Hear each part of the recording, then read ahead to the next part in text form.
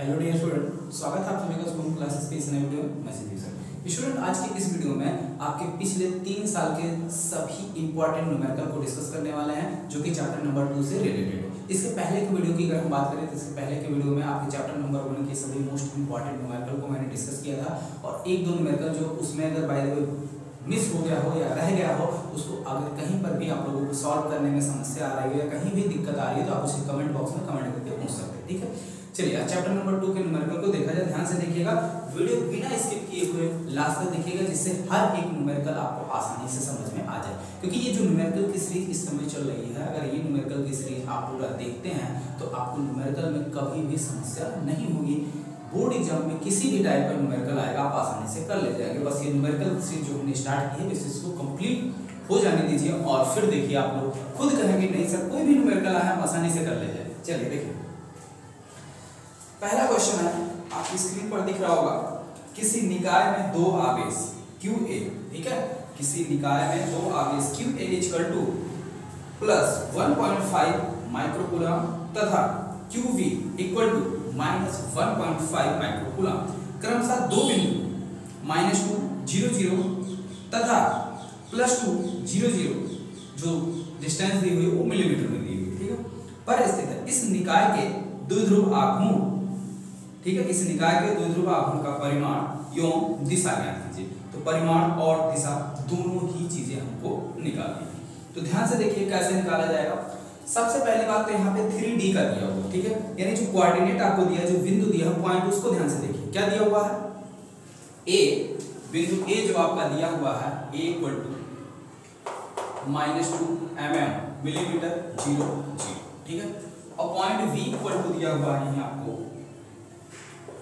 +2 mm millimetre, ठीक है, 0 0, ठीक है। तो सबसे पहले हमने कहा जो भी डिस्टेंस दी होती है या जो भी वैल्यू होती है उसको हम किस में कन्वर्ट करते हैं, SI यूनिट में करते हैं, ठीक है। और ये पॉइंट आपके होंगे कहाँ, X Y Z, ठीक है, यानी तीनों कोऑर्डिनेट है तो आप एक कोऑर्डिनेट बनाइए, ठीक, ये आपका X Y हो गया और यहाँ पे हो गया आपका Z, ठीक है। अब देखिए X पे -2 डिस्टेंस, तो अगर मान लीजिए X ये हम बना लेते हैं, ठीक है, तो ये आपका Y हो जाता है, ठीक है। तो इधर X आपका क्या हो जाएगा, पॉजिटिव चलेगा, और इधर X आपका क्या होगा, नेगेटिव होगा। तो इधर हम ऐसे डॉट डॉट दिखा दे रहे हैं नेगेटिव वाले में, ठीक है, नेगेटिव इधर होगा -VX। पहला पॉइंट A कहां पर है, -2 0 0, तो अगर इसको हम करें -1, ये हो गया -2, ये 0 है, इधर होगा 1, इधर होगा 2, आगे समझिए। तो ये है, ठीक है, X कोऑर्डिनेट, Y की वैल्यू 0 और Z की वैल्यू 0, यानी इन सभी कोऑर्डिनेट पे नहीं है। पहला पॉइंट A आपका यहाँ पे हो गया, ठीक है, पॉइंट A जो है यहाँ पे हो गया जो हमने स्टार बनाया। दूसरा पॉइंट ध्यान से देखिए B वाले पॉइंट की अगर हम बात करें तो +2, X पे +2, X पे +2, Y 0, यहाँ पे Y 0 और Z भी 0, ठीक है। तो यहाँ पे पॉइंट आपका B हो गया। A की वैल्यू, ठीक है, QA, A पर आवेश कितना दिया है, +1.5 माइक्रोकूलम, और B पे वैल्यू कितनी दी हुई है, QV = -1.5 माइक्रोकूलम। तो माइक्रोकूलम को क्या करो, कूलम में बदल दो, ठीक है। तो हमने जैसा कि कहा कि सारी वैल्यू आपकी क्या होनी चाहिए, SI यूनिट में होनी चाहिए, ठीक है, सारी वैल्यू आपको क्या होनी चाहिए, SI यूनिट में होनी चाहिए। बिना SI यूनिट में किए आप जो है अगर कैलकुलेट करेंगे तो वैल्यू आपकी गलत आ जाएगी, या मात्रा किया आंसर मिलाएंगे तो मैच नहीं, ठीक है। तो इसलिए सबसे पहले SI यूनिट में करिए। तो माइक्रोकूलम, एक माइक्रोन कितने होते हैं, 10⁻⁻⁶, कितना हो गया, 1.5 गुणे 10⁻⁻⁶ कूलम, ये माइनस, ये प्लस में है तो प्लस, ये माइनस 1.5 गुणे 10⁻⁻⁶, ठीक। अब देखिए हमें निकालना क्या, द्विध्रुव आघूर्ण P। तो द्विध्रुव आघूर्ण P बराबर क्या होता है, दोनों आवेशों में से कोई एक आवेश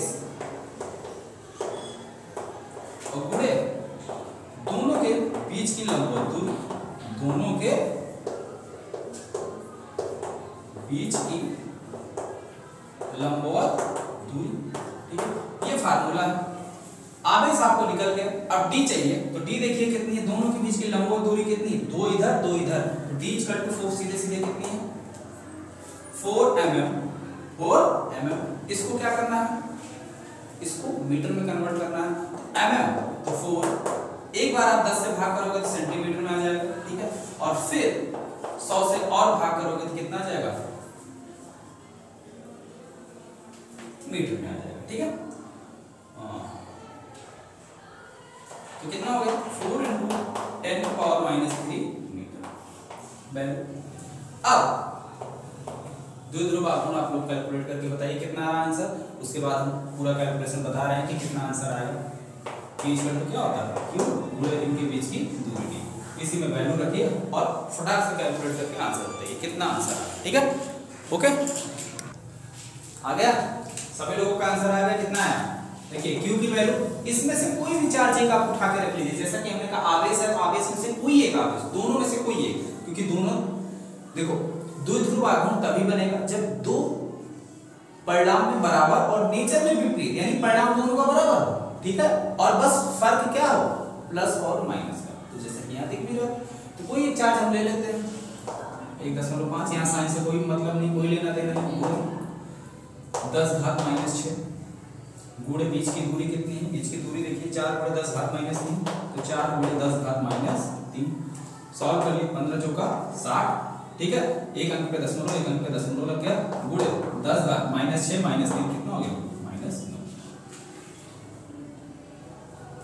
मात्रा कूलाम मीटर, ठीक, मात्रा क्या हो गया आपका कूलाम मीटर। तो ये आपका वैद्युत द्विध्रुव आघूर्ण आ गया। अब यहीं पे आपसे अगर दिशा की पूछा, दिशा की बात करें तो दिशा जो है आपकी x अक्ष पे धनात्मक हो, यानी x अक्ष की धन दिशा में, x अक्ष की धन दिशा में, ठीक है, द्विध्रुव आघूर्ण जो है आपकी x अक्ष की धन दिशा में कार्य करेगा, ठीक, समझ में आ गया। चलिए आगे बढ़ते हैं अगले क्वेश्चन की तरफ। क्वेश्चन नंबर 2 आपकी स्क्रीन पर दिख रहा होगा, फिगर भी बना दिया मैंने पहले से ही, फिगर भी बना हुआ है, ठीक है। तो देखिए भाई क्या पूछा हुआ है, आप लोग पढ़िए उसको और बताइए कि आप सॉल्व कर सकते हैं या नहीं, ठीक है, उसके बाद हम आपको बताते हैं। ध्यान से देखिए, क्वेश्चन आपकी स्क्रीन पर चल रहा है, पढ़िए उसको, फिगर भी मैंने बना ही दिया है, ठीक है। तो अगर क्वेश्चन आप कर सकते हैं तो बताइए, ऐसे आपको जल्दी जल्दी कमेंट करके सभी बच्चे बताइए। क्वेश्चन है, दिए गए परिपथ में संचित दोनों संधारित्रों पर संचित आवेश की गणना कीजिए। दोनों संधारित्रों पर संचित आवेश की गणना कीजिए, यानी कुल आवेश उस पर कितना आएगा, संचित आवेश Q हमको निकालना है। दिया क्या क्या है फिगर में देख लीजिए, ठीक है।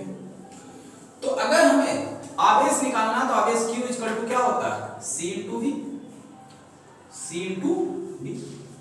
अब वहां पे दो संधारित्र हैं, तो अगर हमें C चाहिए तो यानी इनका कंबाइन C चाहिए, कंबाइन धारिता, V चाहिए तो A और B के बीच में कितना वोल्टेज है ये भी हमें चाहिए, और बैटरी आपकी लगी हुई 20 वोल्ट की। तो बैटरी अगर आपकी 20 वोल्ट की लगी है तो टोटल यहाँ पे विभवांतर आपका 20 वोल्ट नहीं होगा। क्यों नहीं होगा, उससे पहले एक रेजिस्टेंस जुड़ा हुआ, एक प्रतिरोध जुड़ा हुआ, तो कुछ वोल्टेज ये खा लेंगे भाई साहब, ठीक है। ये पहले से भूखे बैठे हैं यहाँ पे कि हमारे पास से होकर जाओगे तो हमें भी कुछ दान दे के जाओ, तो ये जो 20 वोल्ट है ये कुछ थोड़ा सा यहाँ दान देगा, जो बचेगा वो ऊपर जाएगा, ठीक है। तो कितना ऊपर जाएगा, कितना बचेगा, इसको निकालने के लिए सबसे पहली बात तो ये है, देखिए आपको निकालना क्या है, आप कैसे जान पाएंगे कि इन दोनों के पास कितनी मात्रा में वोल्टेज होगा, या A और B के बीच कितना विभवांतर होगा। तो अगर हम इनका कुल प्रतिरोध निकाल लें और इसमें बहने वाली धारा निकाल लें, ठीक है, क्योंकि V = क्या होता है I/R, ठीक है। अगर हमें I पता चल जाए और R पता चल जाए, R दिया ही है, दोनों को जोड़ लेंगे कितना होगा, तो हम आसानी से बता सकते हैं कि A और B के बीच में कितना विभवांतर होगा। तो सबसे पहले चलिए I निकालते हैं। तो I कैसे निकलता है, I = क्या होता है V/R, पूरे परिपथ में बहने वाली धारा, तो पूरे परिपथ में बहने वाली धारा का मतलब पूरे परिपथ का वोल्टेज E बटे कुल प्रतिरोध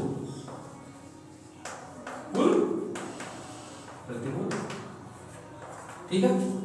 कुल प्रतिरोध पे जरा एक बार गौर कीजिए, 4 और 5 इसके साथ श्रेणी क्रम में जुड़े हुए हैं, यानी इन दोनों को हटा के हम एक प्रतिरोध लगा सकते हैं श्रेणी क्रम में, और श्रेणी क्रम में प्रतिरोधों का जो तुल्य प्रतिरोध होता है वो कितना होता है, सीधे सीधे जोड़ दिया जाता है। तो दोनों को सीधे सीधे जोड़ लोगे कितना होगा, 5 4 9। अब फिर आ जाइए ऐसे ऐसे ऐसे, इसके साथ में ये श्रेणी क्रम में है। भाई क्रम तो आपको पता ही है कि पहचान तो गए होंगे कौन से क्रम में, तो ये भी श्रेणी क्रम में। तो कुल प्रतिरोध आपका R कितना हो गया, 10। ठीक है, परिपथ का कुल प्रतिरोध, परिपथ का कुल प्रतिरोध बराबर 10। ठीक है, तो परिपथ में बहने वाली धारा कितनी हो जाएगी, परिपथ में बहने वाली धारा I बराबर कुल वोल्टेज 20, कुल प्रतिरोध कितना है 10, कितना हो गया 2 एम्पीयर। ठीक है, तो परिपथ में बहने वाली धारा निकल गई 2 एम्पीयर। ठीक है, तो A और B के बीच में यानी धारा यहाँ कितनी जा रही है 2 एम्पीयर। तो जब धारा हमें पता चल गई इनके बीच का कुल प्रतिरोध अगर निकालना है तो कुल प्रतिरोध कितना A और B के बीच में, A और B, हम पूरे परिपथ की बात नहीं कर रहे केवल A और B, तो A और B के बीच में प्रतिरोध कितना है 9। ठीक है, A व B के बीच कुल प्रतिरोध बराबर कितना आएगा 9 ओम। ठीक है, तो A और B के बीच 9 ओम का प्रतिरोध है, तो A और B के बीच विभवांतर क्या हो जाएगा, तो VAV इक्वल टू बहने वाली धारा I गुणे RAB, यानी A और B के बीच का प्रतिरोध। तो I का मान कितना है 2, इसका 9 गुणे 18। ठीक है, 18 वोल्ट इसका कुल प्रतिरोध है। हमने एक चीज तो फाइंड कर लिया भाई। ठीक, अब बच गया C, तो C फाइंड करते हैं। C अगर संधारित्र की हम बात करें तो संधारित्र हमारे किस क्रम में जुड़े हुए हैं, श्रेणी क्रम में, और श्रेणी क्रम में संधारित्र की कुल धारिता C इक्वल टू क्या होती है। ठीक है, थोड़ा सा इधर मिटा दे रहे हैं, यहाँ तक नोट कर लीजिए, अगर नोट नहीं किया हो तो स्क्रीनशॉट ले लीजिए। ठीक है,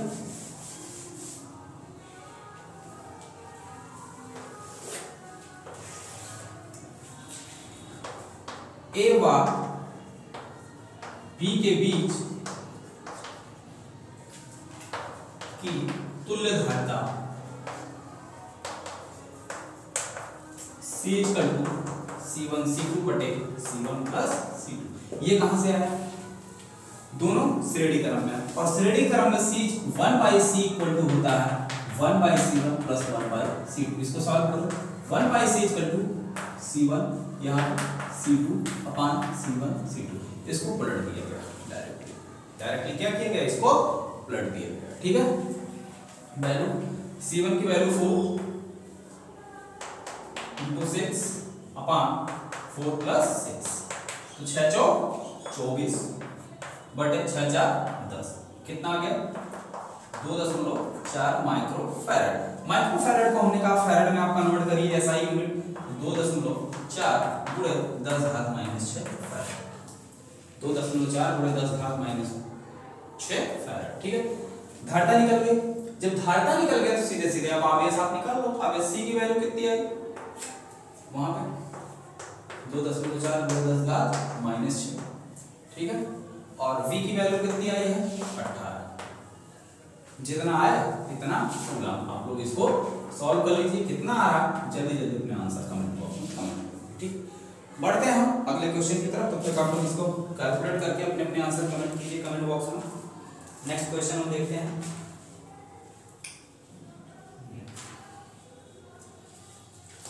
चलिए देखिए, एक और क्वेश्चन आपकी स्क्रीन पर दिख रहा होगा।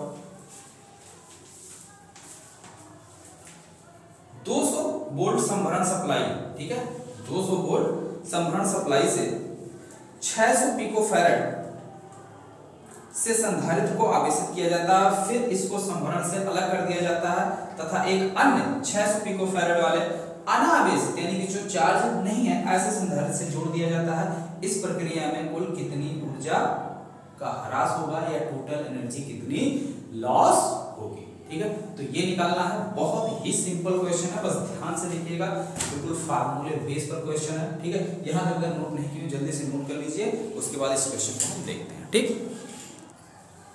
चलिए ध्यान से देखिए, इस क्वेश्चन को जो है दो तरीके से आप सॉल्व कर सकते हैं। एक तो फार्मूले मेथड से आप डायरेक्ट इसको जो है सॉल्व कर सकते हैं, डायरेक्ट फार्मूला लगा के सॉल्व कर सकते हैं, और दूसरा तरीका यह है कि जैसे मैंने आपको डेरिवेशन बताया था उस तरीके से आप सॉल्व करें। ठीक है, तो हम दोनों तरीके से आपको समझा दे रहे हैं, जैसा आपको समझ में आया सॉल्व करें। ठीक है, दोनों तरीके से। चलिए मैं क्वेश्चन को समझा दे रहा हूँ। हाँ, क्वेश्चन जो है क्या चीज गिवन है उसको हम लिख लेते हैं।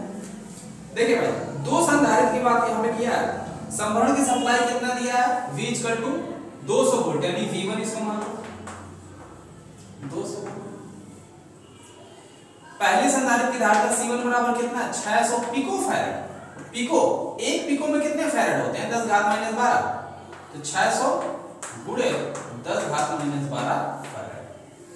अगला देखिए, फिर इसको एक अन्य संधारित्र से जोड़ दिया जाता है C2, इसकी भी वैल्यू कितनी है, 600 पिको फैराड, यानी 600 गुणे 10⁻12 फैराड।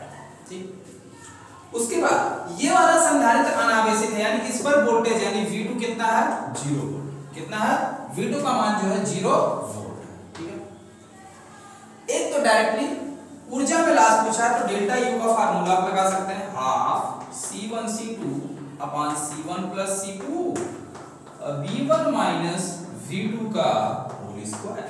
ठीक है, V1 माइनस V2 का होल स्क्वायर। एक तो ये फार्मूला आप डायरेक्ट लगाइए और डायरेक्ट आंसर लीजिए। ठीक है, लेकिन हम आपको डेरिवेशन वाला मेथड बता रहे हैं। ठीक है, डेरिवेशन वाला मेथड क्या है, पहले संधारित्र पर देखिए, कॉन्सेप्ट थोड़ा सा समझ लीजिए। जब पहले संधारित्र को इस वोल्टेज से जोड़ा गया तो ये क्या हो गया, चार्ज हो गया। ठीक, कितना चार्ज हो गया, कुछ चार्ज हुआ होगा। चार्ज होने के बाद वोल्टेज हटा लिया गया, फिर इसको इससे जोड़ दिया गया जिस पे वोल्टेज का मान 0 था। ठीक है, तो अब दोनों पर यहां से यहां पर आवेश का स्थानांतरण शुरू हो जाएगा, यानी चार्ज यहां से यहां चलने शुरू हो जाएंगे, और ये चार्ज तब तक यहां से यहां तक स्थानांतरित होंगे जब तक कि दोनों का पोटेंशियल यानी दोनों पर विभव बराबर नहीं हो जाता। तो यानी और चार्ज अगर दोनों पर उपस्थित कुल चार्ज की बात, क्योंकि यह इस पर उपस्थित जो चार्ज है वही इस पर ट्रांसफर हो रहा है, कोई एक्स्ट्रा अलग से चार्ज नहीं आ रहे हैं। तो यानी जुड़ने के दौरान पूरी चार्ज की अगर हम बात करें तो चार्ज हमारा Q जो है वो कांस्टेंट रहने वाला है, यानी C1V1 प्लस C2V2, ये हमारा कुल आवेश है। क्या है, कुल आवेश से जोड़ने से पहले। ठीक है, ये जोड़ने से पहले कुल आवेश है।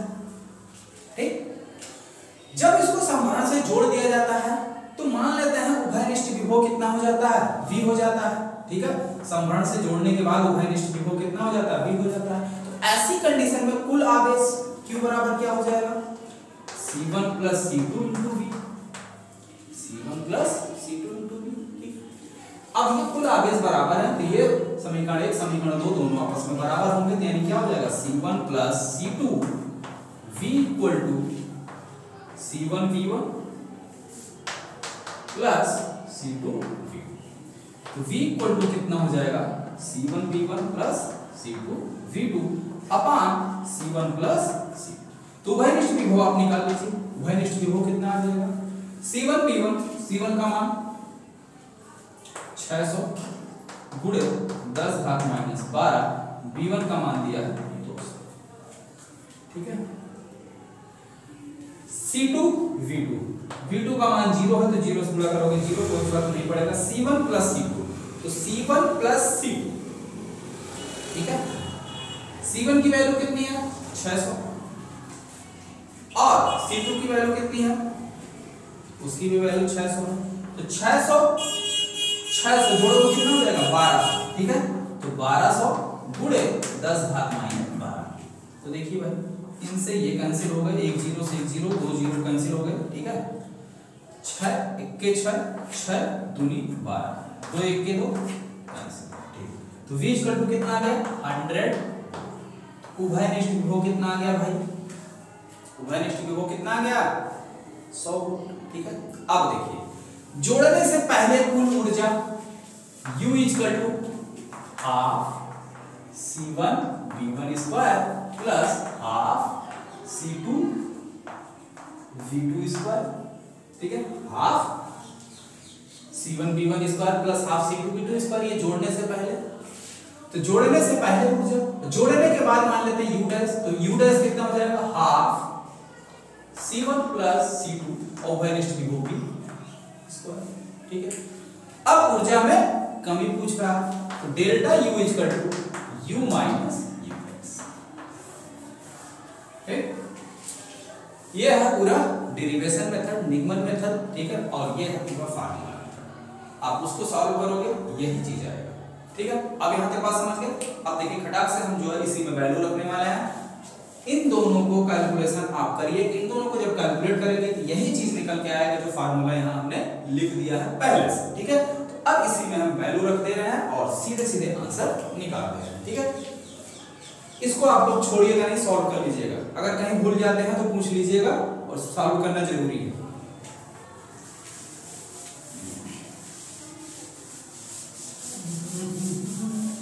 हाँ, एक और शॉर्टकट तरीका बता देता हूं। अगर आप इन दोनों के झंझटों से बचना चाहते हैं, सॉल्व नहीं करना चाहते हैं, तो सबसे पहले U निकाल लो, वैल्यू रख लो भाई। C1 B1 सब वैल्यू इसमें पुट करके आप U निकाल लो। फिर इसमें U डैश में वैल्यू पुट करके U डैश निकाल लो, आपको वैल्यू मिल जाएगी न्यूमेरिकल में, ठीक है, यानी डिजिट में मिल जाएगी। और डिजिट में माइनस करना आसान होता है, आप आसानी से माइनस कर सकते हैं।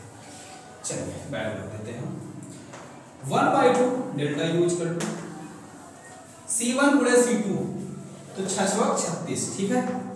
36 2 0 है, 2 2 4 0 हो गए, गुणे 10 की घात -12 -24, ठीक है, अपन C1 प्लस C2 करेंगे तो 6 दूनी 12, ठीक है। 1200 गुणे 10 घात -12 इनटू B1 माइनस B2 कितना है 200, B2 कितना है 0, तो 200 में से 0 गया कितना जाएगा 200, और इसका स्क्वायर है यानी 200 और गुणे 200, ठीक है। अब देखिए 1 0 से 0 कैंसिल, ठीक है। 12 1 के 12 यहाँ 36 1 2 2 0, ठीक है। 2 1 के 2 100, ठीक। अब देखिए 3 1 के 3 3 दूनी 6, 0 कितने बच रहे हैं 2 यहाँ 2 यहाँ 2 यहाँ, ठीक। नीचे यहाँ पे देखो गुणे 10 घात -24 है, नीचे -12, ये ऊपर जाएगा +12 हो जाएगा। -24 + 12 कितना हो जाएगा -12। अब देखिए दशमलव को पीछे से आगे ले आओ, कितने अंक खसकाएंगे उतनी पावर बढ़ जाएगी। 1 2 3 4 5 6 अंक हम खिसका देते हैं, तो 6.0 गुणे 10 घात -12 और प्लस 6 अंक खिसकाए हैं तो +6 हो गई। अब इसको सॉल्व कर लोगे कितना आ जाएगा 6 गुणे 10 घात -6 जूल, ठीक है।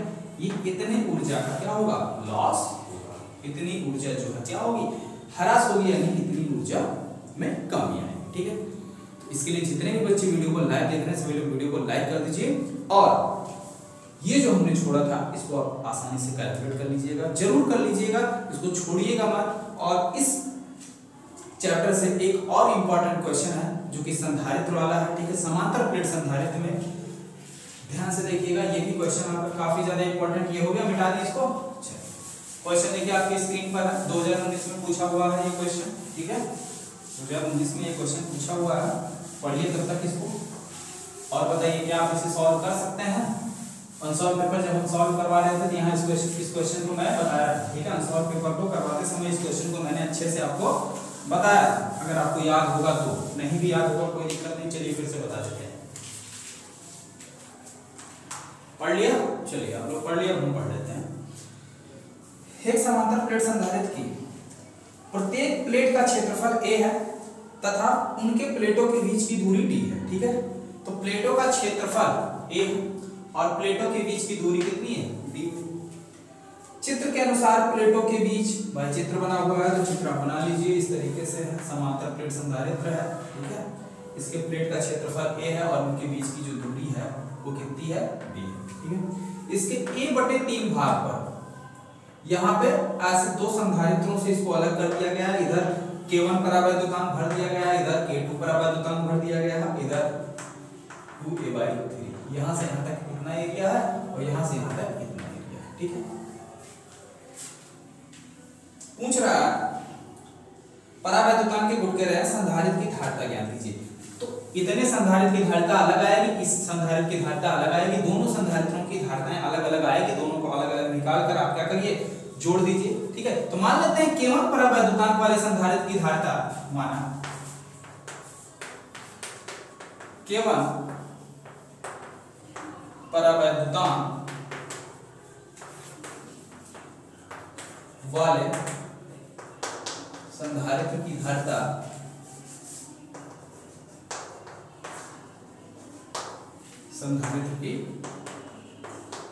धारिता C1 व K2 परावैद्युतांक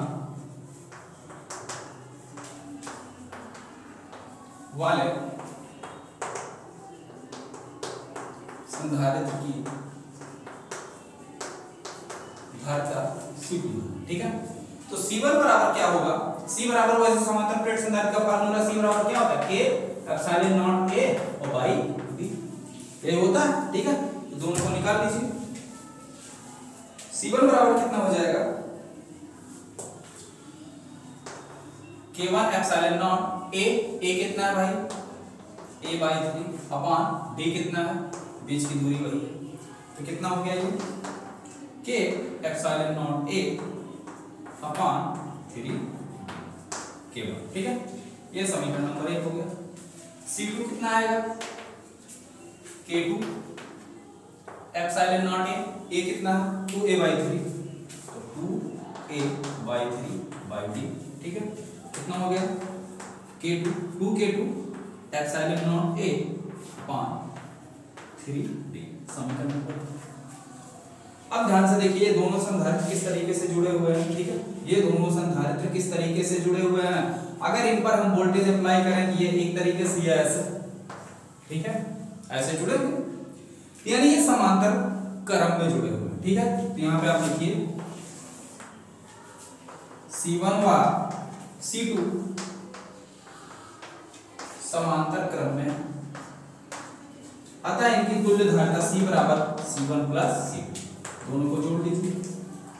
तो कितना है K1 की value, K1 epsilon not A/3d और plus 2K2 epsilon not A/3d।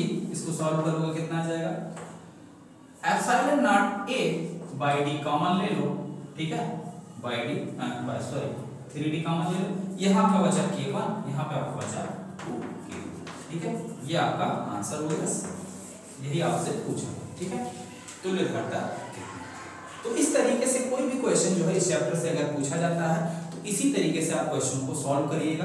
और भी जो इंपॉर्टेंट क्वेश्चन आपको समझ में आए आप सॉल्व पेपर उठाइए, कितने भी 1 सेट 2 सेट 10 सेट जितने भी आपको सॉल्व करने की इच्छा हो इस चैप्टर के सारे न्यूमेरिकल आप सॉल्व कर लीजिए। और जो क्वेश्चन ना आए नीचे कमेंट बॉक्स में कमेंट कर दीजिए कि वो किस सेट का है और कौन सा क्वेश्चन है। ठीक है, मैं उसको नेक्स्ट वीडियो में देख लूंगा।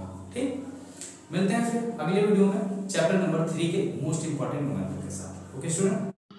दोस्तों, अगर आपका भी सपना IIT JEE के एंट्रेंस एग्जाम को क्लियर करना है तो अनअकैडमी आपका परफेक्ट स्टडी पार्टनर है फॉर IIT JEE, क्योंकि यहाँ पर जो चीज़ें आपको मिलेंगी वो आपको कहीं और नहीं मिलेंगी। यहाँ पर आपको इंडिया के बेस्ट एजुकेटर आपको लाइव पढ़ाएंगे और सबसे मोस्ट इंपॉर्टेंट बात, यहाँ पर आपको डेली प्रैक्टिस टेस्ट मिलेंगे, आपका पर्सनल बैच कोर्स होगा, आपको अलग से एक मेंटरशिप प्रोवाइड की जाएगी और जो भी डाउट आएगा आप इंस्टेंट पूछ सकते हैं और आपको कहीं भी स्टडी मटेरियल का भटकना नहीं पड़ेगा। आपको कंप्लीट स्टडी मटेरियल PDF के फॉर्मेट में मिलेगा।